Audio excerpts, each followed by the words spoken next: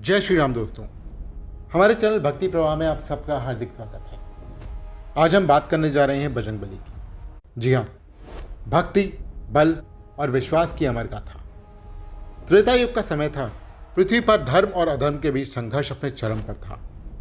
एक और रावण जैसा अहंकारी, विद्वान किंतु अधर्मी राजा, तो दूसरी ओर मर्यादा पुरुषोत्तम श्री राम, जो धर्म, करुणा और सत्य के प्रतीक थे। लेकिन इस महायुद्ध की कथा में एक ऐसा पात्र भी था जिसके बिना यह गाथा अधूरी है, बजरंगबली। अंजना नाम की एक अप्सरा, जो अपने श्राप के कारण पृथ्वी पर वानरी रूप में जन्मी थी, उन्होंने वर्षों तक घोर तपस्या की। उनकी तपस्या से प्रसन्न होकर पवन देव ने उन्हें आशीर्वाद दिया। उसी आशीर्वाद से अंजना के गर्भ से एक दिव्य बालक का जन्म हुआ। बालक के जन्म लेते ही आकाश में देवताओं ने पुष्प वर्षा की। उसका शरीर वज्र के समान कठोर था, इसलिए उसका नाम पड़ा बजरंगी। बाल हनुमान अत्यंत चंचल थे। एक दिन उन्होंने उदय होते सूर्य को लाल फल समझकर निगल लिया। इससे सृष्टि में अंधकार छा गया, देवताओं में हड़कंप मच गया। इंद्रदेव ने वज्र से प्रहार किया, जिससे हनुमान मूर्छित हो गए। पवन देव क्रोधित होकर वायु का संचार रोक दिया।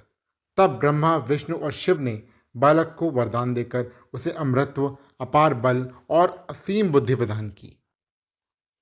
यद्यपि हनुमान में अपार शक्ति थी, फिर भी उन्होंने अत्यंत विनम्र थे। उन्होंने सूर्यदेव को अपना गुरु बनाया और उनसे वेद, व्याकरण, नीति और युद्ध कला सीखी। ज्ञान प्राप्त करने के बाद भी उनके भीतर कभी अहंकार नहीं आया। वे सदा सेवा और भक्ति को ही अपना धर्म मानते थे। एक दिन किष्किंधा के वन में दो राजकुमार भटकते हुए पहुंचे, श्री राम और लक्ष्मण। वे माता सीता की खोज में थे। वहीं सुग्रीव के मंत्री के रूप में हनुमान उनसे मिले। ब्राह्मण का वेश धारण कर उन्होंने मधुर वाणी में उनसे संवाद किया। श्री राम हनुमान की वाणी, ज्ञान और विनम्रता से अत्यंत प्रभावित हुए। जैसे ही हनुमान को ज्ञात हुआ कि वे स्वयं श्री राम के हैं, वे भाव विवल हो गए और चरणों में गिर पड़े। उसी क्षण से हनुमान का जीवन केवल एक लक्ष्य के लिए समर्पित हो गया, श्री राम की सेवा। रावण द्वारा सीता हरण के बाद वानर सेना चारों दिशाओं में उन्हें खोजने निकली। दक्षिण दिशा की जिम्मेदारी अंगद और हनुमान को मिली। समुद्र के किनारे पहुंचकर सब निराश हो गए, क्योंकि कोई भी लंका तक छलांग लगाने में सक्षम नहीं था। तभी जामवंत ने हनुमान को उनकी शक्ति का स्मरण कराया। जैसे ही हनुमान को अपनी क्षमता का बोध हुआ, उनका शरीर विशाल हो गया। उन्होंने श्री राम का नाम लिया और महासागर पर एक महाकाय छलांग लगाई। लंका पहुंचकर हनुमान ने लघु रूप धारण किया। उन्होंने अशोक वाटिका में माता सीता को दुखी अवस्था में पाया। हनुमान ने उन्हें श्री राम की अंगूठी दी और उनका संदेश सुनाया। सीता की आंखों में आशा की ज्योति जाग उठी। हनुमान ने विनम्रता से कहा, माता, मैं आपको अभी ले चल सकता हूँ। लेकिन सीता ने मना कर दिया। उन्होंने कहा, केवल श्री राम के हाथों ही मुक्त होना चाहती हैं। सीता से मिलने के बाद हनुमान ने रावण की सभा में स्वयं को बंदी बनवाया। रावण ने उनके पूंछ में आग लगाने का निर्देश दिया। यह रावण की सबसे बड़ी भूल थी। हनुमान ने अपने पूंछ को लंबा करते हुए पूरी लंका को जला डाला, परंतु अशोक वाटिका को स्पर्श भी नहीं किया। लंका दहन केवल अग्नि से नहीं था, बल्कि अहंकार और अधर्म के अंत का प्रतीक भी था। हनुमान वापस लौटे और श्री राम को माता सीता का समाचार दिया। श्री राम ने उन्हें हृदय से लगाया। उस क्षण श्री राम ने कहा, हनुमान, मैं तुम्हारे उपकारों का ऋण कभी नहीं चुका सकता। हनुमान ने विनम्रता से उत्तर दिया, प्रभु, आपके चरणों में सेवा ही मेरा जीवन है। लंका युद्ध आरंभ हुआ। मेघनाद के प्रहार से लक्ष्मण मूर्छित हो गए। वैद्य ने कहा कि संजीवनी बूटी से ही उन्हें बचाया जा सकता है, जो हिमालय में थी। बिना एक क्षण गंवाए हनुमान हिमालय पहुंचे। बूटी पहचान न पाने पर उन्होंने पूरा पर्वत ही उठा लिया। उनके इस रूप को देखकर देवता भी स्तब्ध रह गए।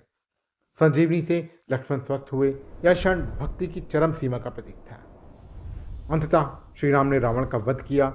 अधर्म का अंत हुआ, धर्म की विजय हुई। माता सीता अग्नि परीक्षा के बाद पुनः श्री राम के साथ लौटी। अयोध्या में दीपावली मनाई गई। विजय के बाद श्री राम ने हनुमान से वर मांगने को कहा। हनुमान ने कहा, प्रभु, जहां आपका नाम हो वहां मेरी उपस्थिति हो। श्री राम ने उन्हें अमरत्व का वरदान दिया। तभी से कहा जाता है कि जहां राम कथा होती है वहां हनुमान अवश्य होते हैं। हनुमान केवल बल के प्रतीक नहीं है, वे भक्ति का आदर्श हैं। वे बुद्धि का उदाहरण हैं। वे विनम्रता की मूर्ति हैं। निस्वार्थ सेवा के प्रतीक हैं। वे सिखाते हैं कि सच्ची शक्ति अहंकार में नहीं बल्कि सेवा और समर्पण में है। आज के युग में बजरंगबली उतने ही प्रासंगिक हैं यहाँ की भय, संकट, आत्मविश्वास की कमी, हर समस्या का समाधान उनके नाम में है। जय हनुमान केवल नारा नहीं है बल्कि साहस की पुकार है। बजरंगबली की कथा केवल कथा नहीं बल्कि जीवन जीने की कला है। जब मन डगमगाए, जब विश्वास टूटे, तब हनुमान का स्मरण हमें उठ खड़ा करता है। तो दोस्तों, कमेंट में जय बजरंगबली और जय श्री राम जरूर लिखें। ऐसी और भी कथाओं को जानने के लिए और सुनने के लिए हमारे चैनल भक्ति प्रवाह को लाइक और सब्सक्राइब करना ना भूलें।